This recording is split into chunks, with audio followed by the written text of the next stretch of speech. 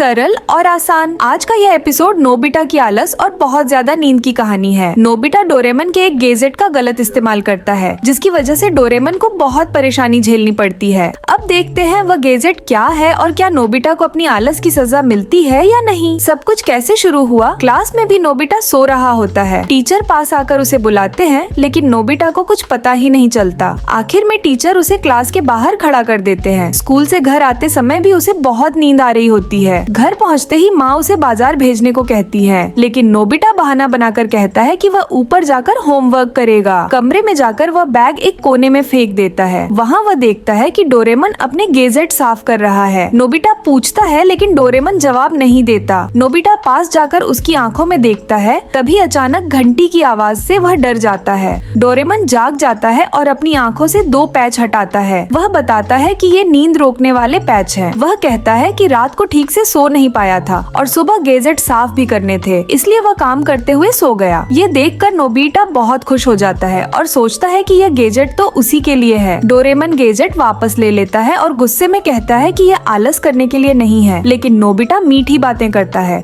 और जिद करता है कि बस थोड़ी देर के लिए इस्तेमाल करने दो। जैसे ही वह पैच लगाता है, नोबिता गहरी नींद में सो जाता है। कुछ देर बाद वह उठकर कॉपी खोलता है, लेकिन पढ़ाई करने की जगह बस उल्टा सीधा बना देता है। फिर वह नीचे जाकर माँ की मदद के लिए बाजार जाता है। डोरेमन को डर लगता है, इसलिए वह उसके पीछे पीछे जाता है। डोरेमन को रास्ता साफ करना पड़ता है, क्योंकि नोबिता चलते चलते सो रहा होता है। सब्जी की दुकान पर नोबिता ठीक से कुछ बोल ही नहीं पाता। दुकानदार को समझ नहीं आता कि वह क्या लेना चाहता है। डोरेमन को गुस्सा आता है और वह खुद सब्जी का नाम बताता है। डोरेमन हर जगह नोबिता की रक्षा करता रहता है। घर लौटते समय नोबिता जियान के पैर पर चढ़ जाता है। जियान गुस्से में उसे पकड़ने वाला होता है। तभी डोरेमन बीच में आकर कहता है कि नोबिता सो रहा है, उसे माफ कर दो। जियान बहुत गुस्सा हो जाता है और डोरेमन को पकड़कर चिल्लाता है, सोते सोते कैसे चल सकता है, मुझे बेवकूफ समझता है क्या। घर पहुंचते ही नोबिता की नींद पूरी हो जाती है। माँ उसकी तारीफ करती है और उसे पॉकेट मनी भी देती है। नोबिता बहुत खुश हो जाता है कि सोते सोते पैसे मिल गए। दूसरी तरफ डोरेमन बहुत थक जाता है और कमरे में चला जाता है। नोबिता खाते खाते फिर सो जाता है और डोरेमन की डोरायाकी भी खा लेता है। डोरेमन नाराज होता है, लेकिन नोबिता कहता है कि सोते हुए खाने का मजा क्या, सोना ही सबसे अच्छा है। अब नोबिता सोते सोते शिजुका के घर जाना चाहता है। वह 2 काम एक साथ करना चाहता है। डोरेमोन बहुत गुस्सा हो जाता है और चेतावनी देता है कि ज्यादा सोने से आंखें खराब हो जाएंगी। वह कहता है कि अब वह नोबिता की देखभाल नहीं करेगा। रास्ते में सुनियो अपनी नई कॉमिक दिखाता है और नोबिता को देखने नहीं देता, लेकिन नोबिता बिना ध्यान दिए आगे चलता रहता है। सुनियो उसके पीछे भागता है और कहता है कि कम से कम जलन तो दिखाओ, लेकिन नोबिता कुछ नहीं करता। सुनियो हैरान रह जाता है जब वह देखता है कि नोबिता बिना देखे गेंद से बच जाता है और बोर्ड से भी टकराता नहीं। वह बिल्कुल बेहोश इंसान जैसा लगता है। डोरेमन पीछे से दौड़ता हुआ आता है और कहता है कि वह नोबिता को अकेला नहीं छोड़ सकता। नोबिता शिजुका के घर पहुंच जाता है। शिजुका दरवाजा खोलती है और नोबिता सीधा कमरे में चला जाता है। डोरेमन आकर सब कुछ समझाता है। कमरे में भी नोबिता सोता रहता है। तभी शिजुका की माँ आती है और शिजुका से सामान पहुंचाने को कहती है। नोबिता फिर कहता है कि वह सोते सोते मदद करेगा। डोरेमन समझाता है कि अब हद हो गई है, इससे परेशानी होगी, लेकिन नोबिता नहीं सुनता। उसी समय जियान सुनियो की कॉमिक छीन रहा होता है। नोबिता बिना ध्यान दिए वहाँ से निकल जाता है। जियान को लगता है कि वह उसे नजरअंदाज कर रहा है। वह नोबिता के पीछे दौड़ता है और उसे लात मारता है, लेकिन कुछ नहीं होता। सुनियो जियान को बताता है कि नोबिता अजीब तरह से व्यवहार कर रहा है और उसकी आंखों में देखो जैसे सपना देख रहा हो। जब जियान नोबिता की आंखों में देखता है तो डर जाता है। उसे भूत जैसा लगता है और वह भाग जाता है। सुनियो भी डरकर भाग जाता है। नोबिता चलते चलते लोगों की मदद कर देता है और लोग उसे धन्यवाद देने लगते हैं। डोरेमन ये देखकर हैरान होता है और उसके पीछे जाता है। अचानक नोबिता एक गड्ढे में गिर जाता है। वह बिल्कुल हिलता नहीं, लेकिन गहरी नींद में सो रहा होता है।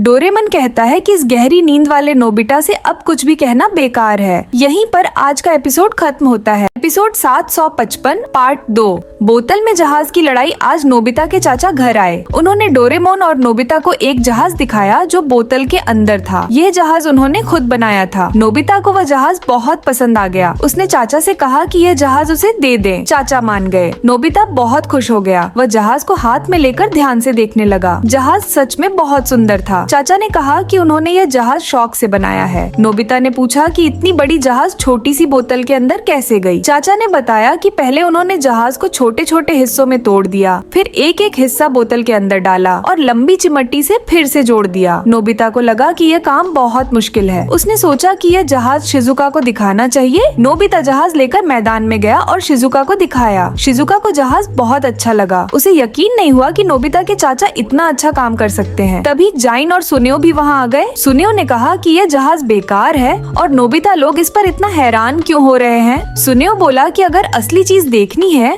तो उसका वीआईपी आइटम देखो। फिर वह सबको अपने घर ले गया और कोलंबस वाला जहाज सैंटा मारिया दिखाया। वह जहाज बहुत बड़ा था। सारे दोस्त हैरान रह गए। सुनियो ने कहा कि यह बहुत ही रेयर जहाज है। जाइन और शिजुका सिर्फ सुनियो का जहाज देख रहे थे।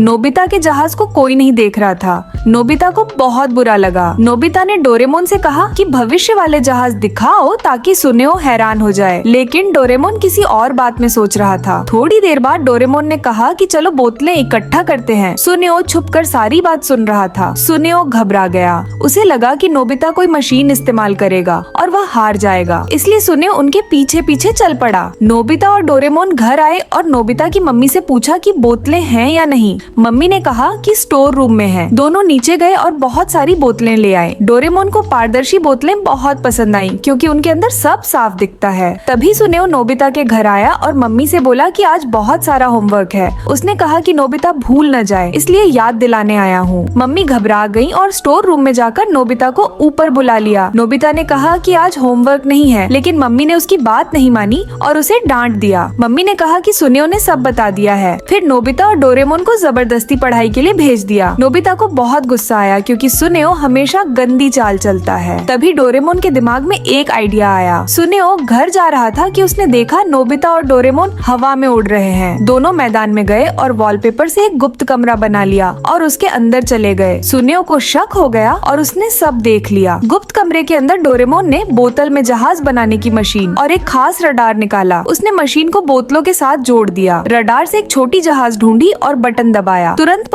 बोतल के अंदर जहाज बन गई। नोबिता बहुत खुश हो गया और उसने भी कोशिश की। उसने एक बोतल ली और तार जोड़ दिया। उसने एक जहाज ढूंढी और बटन दबाया। बोतल के अंदर पार्क के पास चलने वाली नावें बन गई। जहाज अपने आप जुड़ गई। नोबिता ने फिर एक और बोतल ली। इस बार वह बड़ी जहाज बनाना चाहता था, लेकिन जो बनी वह सिर्फ एक छोटी नाव थी। नोबिता उदास हो गया। उसे लगा कि इससे सुनियो प्रभावित नहीं होगा। डोरेमोन ने कहा कि धैर्य रखो। नोबिता फिर से खोजने लगा। बाहर सुनियो छुपकर सब देख रहा था। थोड़ी देर बाद नोबिता को एक बहुत स्टाइलिश जहाज मिली, लेकिन नोबिता ने सोचा कि पाल वाली जहाज ज्यादा अच्छी रहेगी। डोरेमोन ने मशीन को टाइम मशीन मोड पर सेट कर दिया ताकि हर जमाने की जहाज मिल सके, लेकिन बोतलें खत्म हो गयी। दोनों और बोतलें ढूंढने चले गए। नोबिता के जाते ही सुनियो ने वॉलपेपर चुरा लिया और घर जाकर मम्मी से पैसे लेकर बोतलें खरीद ली। सुनियो ने बोतलें जमा की और सोचा कि एक जहाज का म्यूजियम खोलेगा। उसने मशीन लगाई और पुराने जमाने की जहाज ढूंढी। तुरंत एक प्राचीन जहाज बोतल के अंदर बन गई। जब नोबिता और डोरेमोन वापस आए तो देखा कि वॉलपेपर गायब है। नोबिता समझ गया कि यह सुनियो का काम है। सुनियो खुशी खुशी और जहाज बना रहा था। सारी जहाज बिल्कुल असली लग रही थी। अचानक बोतलें फटने लगी। सुनियो घबरा गया। तभी नोबिता और डोरेमोन आए। सुनियो की मम्मी उन्हें कमरे में ले गई। जैसे ही कमरा खुला, गुप्त दरवाजा टूट गया और जोर से पानी बाहर आया। सुनियो पानी में बह गया। पता चला कि बोतल के अंदर का नकली समुद्र का पानी बाहर आ गया था। यह सुनियो के लिए सबक था। दूसरों का सामान चुराने का नतीजा हमेशा बुरा होता है।